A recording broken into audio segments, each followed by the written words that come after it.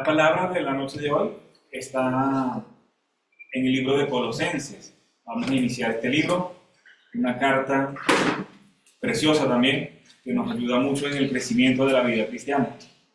No voy a dar el contexto de por qué se escribió esta carta, dónde estaba el apóstol, nada de eso, sino solamente voy a basarme en los versículos. Entonces sería el pasaje de Colosenses, capítulo 1, versículo 1 hasta el 10. Yo le voy a pedir a un hermano que lea los dos primeros versículos, por favor, con una voz fuerte.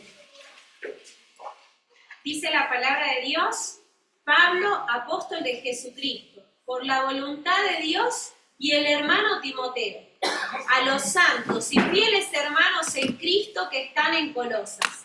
Gracia y paz sean a vosotros de Dios nuestro Padre y del Señor Jesucristo. Muchas gracias. Nosotros, algo que sí debemos tener en cuenta, en que esto no es una oración, pero el apóstol está diciendo acá cómo él ora en respecto al pueblo de Colosenses. Podemos pensar que es una carta. En la carta, él hace el saludo y pone también el saludo del hermano Timoteo. Podemos ver que hay dos personas juntas que están trabajando por la obra del Señor. Y el pastor preguntaba hace poquito, ¿qué es gracia? Gracia es algo que nosotros no merecíamos y la gracia es nuestro Señor. Gracia y paz son dos cosas grandes, dos cosas que nos da el Señor. Entonces podemos pensar en estos dos versículos la comunión que tiene primero Pablo con Timoteo y que se está dirigiendo a los hermanos y los trata de santos y los trata de fieles. También dos adjetivos que están diciendo cómo son esos hermanos en este pueblo. ¿Qué se necesita para ser santo?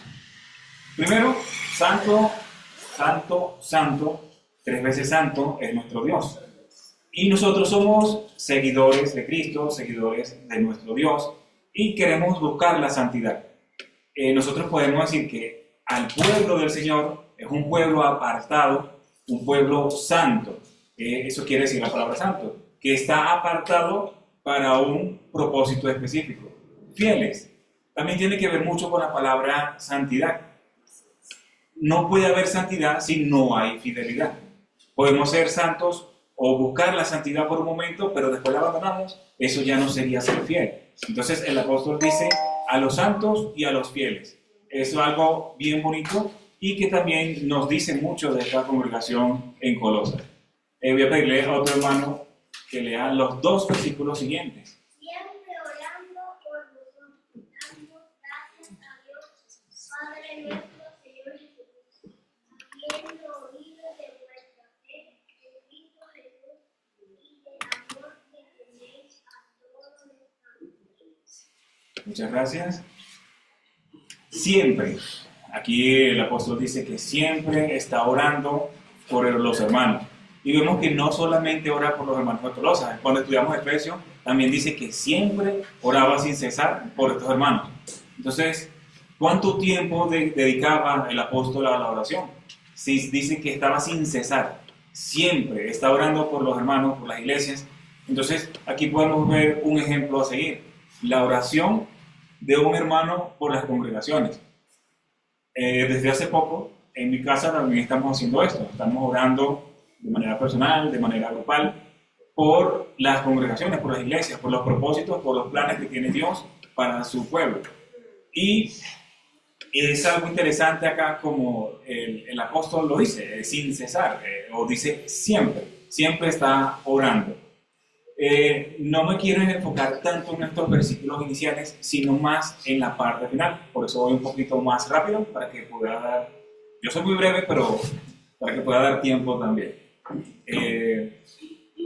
Sí, podemos leer el versículo 5, por favor. A causa de la esperanza que os está guardada en los cielos, de la cual ya habéis oído por la palabra verdadera del Evangelio. Sí, quería leer este versículo porque hay algo interesante allí que se conecta con el versículo 3 y 4. Él está hablando del amor que se tiene la iglesia por los santos, el amor que tienen entre ellos. Y también dice que es el amor en el espíritu. Entonces me hizo reflexionar eso. El amor, ahí la palabra es ágape, como hemos aprendido de este significado. Es el amor que se puede tener incondicional, es un amor incondicional. Y también dice en el espíritu. Me llama la atención esto porque en la iglesia primitiva ya vemos que el Espíritu Santo está obrando para su pueblo, en las congregaciones también. Y algo bonito es que es en el espíritu. No podemos decir que es un amor como de la calle, sino es un amor que hace crecer el Espíritu Santo. Otra cosa que me llama la atención acá es que dice por la esperanza guardada. Meditaba yo en mi casa y me hacía pensar que hay iglesias donde hay división. Llega una familia y se opone a otra familia porque no están de acuerdo en alguna cosa o porque simplemente quieren pelear. Pero ahí vemos que el amor de la iglesia crece por la esperanza guardada en los cielos. Es decir, que si nosotros sabemos por qué estamos en la iglesia, si nosotros sabemos que lo que estamos es esperando la venida de Cristo, si nosotros sabemos que lo que estamos haciendo es una esperanza que se ve, una esperanza que no es vacía, que no es muerta, que no es corta, sino que es eterna, entonces de esa manera el amor de la iglesia crece.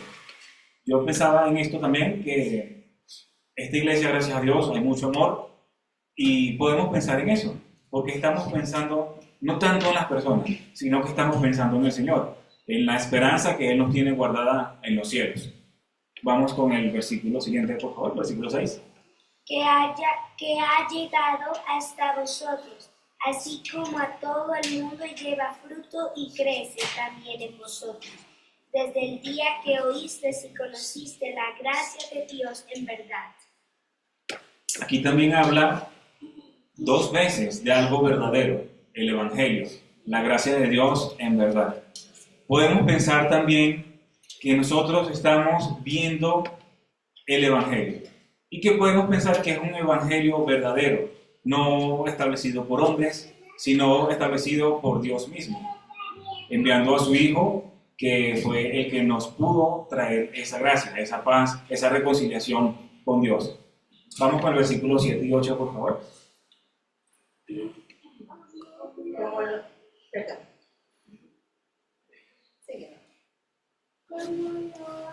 lo habéis aprendido sobre Épafras, nuestro compañero amado, que es un ministro de Cristo para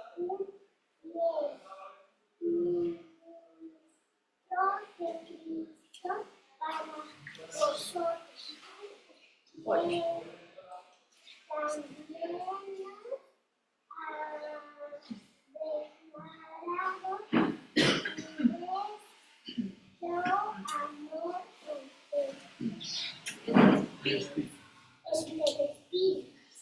Muchas gracias. Yo voy a leer al pastor, si lo puede leer otra vez. Como lo habéis aprendido de Epafras, nuestro consiervo amado, que es un fiel ministro de Cristo para vosotros, quien también nos ha declarado vuestro amor en el Espíritu. Listo, aquí hablamos del amor en el Espíritu. Yo me había adelantado, pero aquí vemos como el apóstol lo está escuchando por medio de este siervo, un siervo fiel. Él está escuchando del amor que se tiene en la congregación. Me ponía a pensar en el pastor. Hay veces que se reúne con otros pastores. Él seguro habla de la iglesia. También debe hablar del amor que se tiene en la iglesia, de las actividades que hay. Pero sin amor, todas las actividades que hay en la iglesia no se pueden realizar. Y es bonito pensar cuando uno puede ver lo que ya aconteció, llevarlo a nuestros días y poderlo ver también, el Espíritu Santo trabajando en nuestras vidas. Los versículos que vienen son en los dos donde yo me quiero enfocar un poco más. Entonces voy a pedirle que leamos el versículo 9, por favor. por lo cual también nosotros desde el día que lo vimos no cesamos dejamos de orar por vosotros y de pedir que seáis llenos de conocimiento de su voluntad en toda sabiduría e inteligencia espiritual.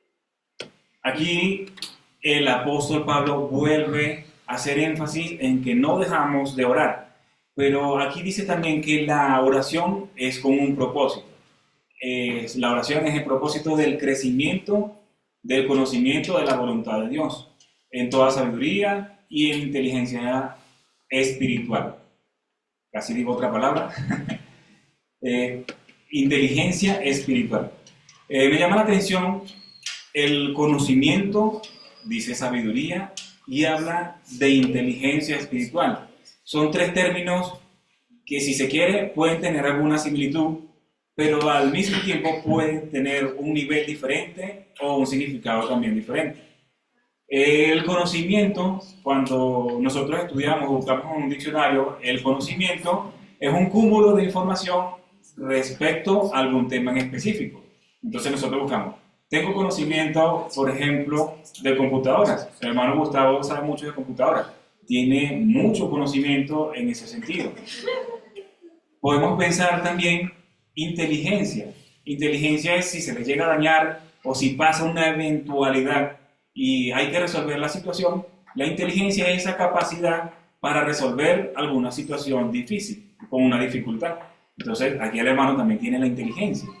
Entonces, la sabiduría, estamos hablando aquí terrenalmente, la sabiduría también es la puesta en práctica de ese conocimiento que ella tiene con la inteligencia. Entonces me hacía pensar, hay veces que una persona puede tener conocimiento. También recordé una persona, ya en el sentido de la palabra del Señor. Hay una persona que me llegó a la mente que desde niño yo vi que él tenía mucho conocimiento. De hecho, lo usaba para cosas malas. Mucho conocimiento, incluso de la palabra de Dios. Hay veces que llegaba a mi casa, yo recuerdo que mi mamá era nueva creyente, y él llegaba a la casa y le preguntaba sobre una palabra. Por ejemplo, ¿qué es anatema? ¿Sabes qué es? Entonces mi mamá le decía, no, yo no sé. Pero ¿cómo no vas a saber si eso es algo que dice la Biblia? Entonces ella era nueva creyente, no sabía de esos términos. Pero este conocimiento era meramente información, meramente acumulación de alguna información. No es un conocimiento que le sirve en el caso del conocimiento espiritual. En el caso de la inteligencia, podemos ver también que hay personas que tienen algún discernimiento o que hay personas que pueden demostrar algunas capacidades para resolver situaciones de la vida cotidiana. Estas personas no necesariamente tienen que tener mucho conocimiento, sino que tienen solamente inteligencia. Pero hay algo con la sabiduría. En el caso de la sabiduría, hay que tener conocimiento y hay que tener también la inteligencia. Es la única forma de tener sabiduría. En el caso de el conocimiento, la sabiduría y la inteligencia espiritual, yo traía un ejemplo. El conocimiento, podemos ver que la palabra de Dios, ahí está, es la Biblia. Ahí está toda la palabra de Dios, todo el conocimiento que Dios nos trajo, que nos dio y que tenemos actualmente por la bendición de Dios y podemos hacer uso de él. Ahí está el conocimiento. Está la voluntad de Dios, que es buena, agradable y perfecta. ¿Qué pasa si nosotros no estudiamos esa información? Es conocimiento, es letras, pero no la aprovechamos. Yo estaba viendo y quería ejemplificarlo de la siguiente manera. La palabra de Dios o el conocimiento, la Biblia, colocarla como un mapa. Es un mapa en el cual dice las cosas buenas que podemos hacer y también dice las cosas malas que no debemos hacer. Dice cuáles son los castigos que hay por hacer las cosas malas, por la desobediencia, y también dice, como estamos hablando al principio, la esperanza guardada de los cielos. Dice esas cosas buenas que también podemos aplicar. En el caso de la inteligencia, yo me guiaba y me hacía pensar que es como un GPS, como una brújula. El GPS es el discernimiento o esa inteligencia espiritual en la cual podemos utilizar la palabra de Dios correctamente. La inteligencia espiritual que viene del Espíritu Santo va a ser la que nos direccione, la que nos guíe por ese mapa de la palabra de Dios. Entonces, ¿qué es lo que tenemos que hacer? Agarrar la palabra de Dios, que es nuestro mapa, y seguir o trazar las rutas por donde el Señor nos indica que debemos pasar. Hay veces que por desconocimiento, por no saber muchas cosas, el ser humano comete muchos errores. Pero si nosotros nos guiáramos en la palabra de Dios, yo creo que los errores serían muy escasos. Hace poco, ayer, andaba con Cristian en la bicicleta y me pareció algo muy bonito porque había unas personas que estaban comprando, que si verduras, frutas, algo así, y él me dice, mira, parece el templo. Y habíamos pasado a un salón comunal, y entonces yo le pregunto, ¿cuál templo? Porque ya lo habíamos pasado. No, parece el templo. ¿Pero qué parece el templo? Le digo. Y él me dice, las personas comprando ahí. Parece el templo cuando el Señor volteó las mesas que estaban comprando. Entonces, ya vemos que los niños, nuestros niños, tienen una información diferente a la que nosotros teníamos, o por lo menos la que yo tenía en esa edad. Entonces, la posibilidad de cometer menos errores en la vida es más difícil de que se cometan esos errores. Pero si tenemos el discernimiento de la palabra del Señor, del conocimiento, el discernimiento de la palabra, podemos también actuar de manera más eficiente para los propósitos de Dios. En el caso de la sabiduría, estaba pensando que hay veces nosotros podemos tener un GPS. Podemos tener el GPS, pero no usarlo, porque no tenemos internet, porque tenemos el equipo descargado. Entonces, no sirve de nada tener ese discernimiento y no ponerlo en práctica, entonces no sirve de nada. Entonces, o si tenemos esa dirección o un discernimiento o una dirección incorrecta, también nos va a llevar a una interpretación incorrecta de lo que es la palabra de Dios. Estaba pensando en que hay iglesias o hay congregaciones o instituciones que ellos leen las escrituras, pero se van por otra parte. Por ejemplo, hay quienes niegan la asistencia de la Padre, Hijo y Espíritu Santo. Cuando está en la palabra del Señor, ahí está el mapa. Pero si nosotros colocamos una dirección incorrecta o si creemos que la interpretación puede ser subjetiva o personal, entonces podemos tener una mala interpretación y nos podemos desviar en el camino, aunque tengamos el mapa en la mano. Recuerdo en este momento, una vez hice un curso de una sobrevivencia, era sobrevivencia en selva, y nos tocaba aprender cartografía. Había una persona, un líder de equipo, y esta persona era la que, según, era la que más sabía de cartografía en ese momento. Entonces nosotros lo seguimos porque no sabíamos, no teníamos conocimientos. Y esta persona nos hizo pasar por montañas, nos hizo dar vueltas, nos hizo incluso meternos en territorios privados, cosa que no está permitido en las actividades. Pero estábamos siguiendo a una persona que tenía un discernimiento incorrecto. Tenía algunos conocimientos acerca de la guía, de la lectura cartográfica, pero no era el correcto. Entonces, también podemos aplicar que cuando estemos leyendo las escrituras, debemos orar y pedirle a Dios que nos dé discernimiento para poder entenderlo, que abra nuestros ojos espirituales para poder entender la voluntad que ya está plasmada, la voluntad de Dios ya está escrita. En el caso de la sabiduría, yo que sí quisiera ejemplificarlo como un carro. Ahí tenemos el carro, el Espíritu Santo es el que nos debe guiar, es el que debe avanzar, y hay veces que podemos tener el carro, pero si no avanzamos, si no actuamos, entonces no tenemos la sabiduría. La sabiduría, en este caso, vendría a ser la puesta en marcha de ese vehículo. Es solamente utilizar la inteligencia para alcanzar el conocimiento de la voluntad de Dios. Eso quería comentarles acerca de esta parte, pero tiene un propósito. Vamos a leer el versículo 10, por favor. Para que andéis como es digno del Señor, agradándole en todo, llevando fruto en toda buena obra, y creciendo en el conocimiento de Dios, fortalecidos con todo poder, conforme a la potencia de su gloria, para toda paciencia y longanimidad. Listo, este versículo Sí, Pensé que era- solo el, No, yo sí el 11 y pensé que eran comillas. sí, solo el versículo 10. Vamos a llegar hasta el versículo 10. Sí. Y aquí el apóstol Pablo nos habla del propósito de por qué él pide conocimiento de la voluntad de Dios, la inteligencia espiritual y la sabiduría. Él lo pide para que andéis como es digno del Señor. Y yo me preguntaba también, ¿cómo podemos andar como es digno del Señor? Primero debemos saber quién es el Señor. Aquí en el libro de Colosenses hay varios títulos, en el versículo 15, 16, 17, hay varios títulos que tiene el Señor. Él es la imagen del Dios invisible. Él es el primogénito de toda creación. Y hay varios títulos que cuando uno los lee juntos, yo los agrupé todos, ya no los recuerdo, pero los agrupé todos. Cuando uno los lee, uno se da cuenta que es difícil andar dignamente como es digno del Señor. Pero el apóstol aquí nos habla de que el conocimiento, la inteligencia y la sabiduría nos va a servir para andar como es digno del Señor. ¿Cómo? Agradándole en todo. Agradarle en todo quiere decir que si yo hago alguna actividad, yo debo estar pensando en agradarle al Señor.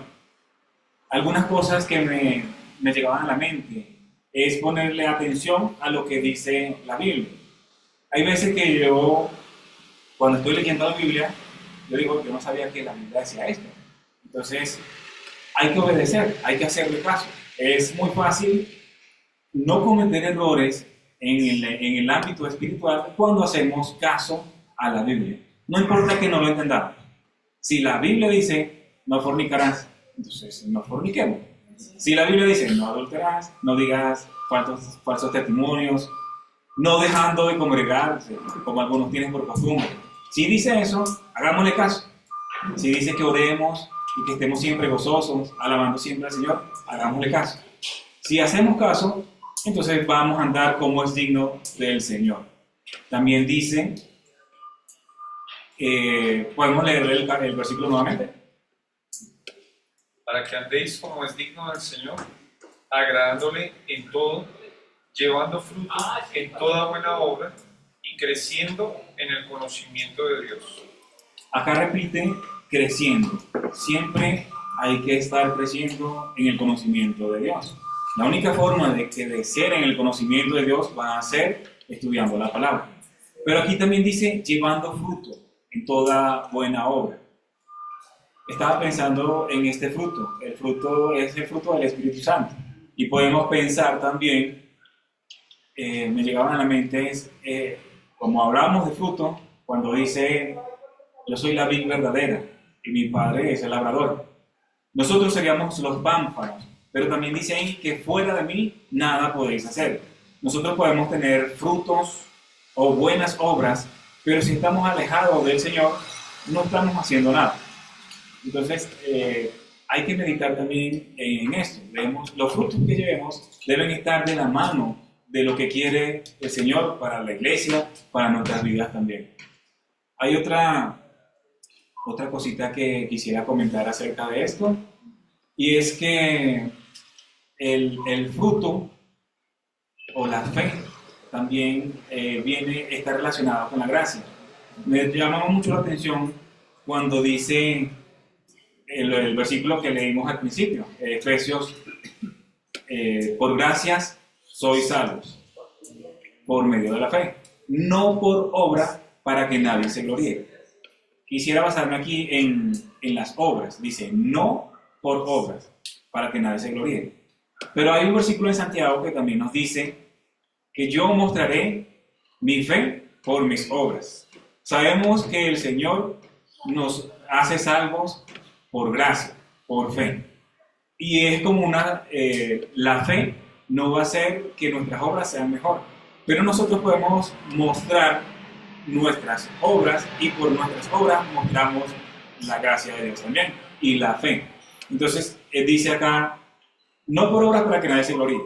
Y en el otro versículo dice que nuestras obras van a ser en agradecimiento, van a ser productivas, van a ser buenas obras. Quiere decir que los cristianos deben hacer buenas obras. Pero esto no es lo que va a dar la salvación, sino que ya la salvación fue dada. Pero en agradecimiento a esa salvación, a esa gracia, nosotros vamos a actuar con buenas obras. Y ya no va a ser para la salvación, sino que va a ser solamente por agradecimiento a nuestro Dios, a nuestro Señor por lo que hizo y por la guía que tenemos del Espíritu Santo.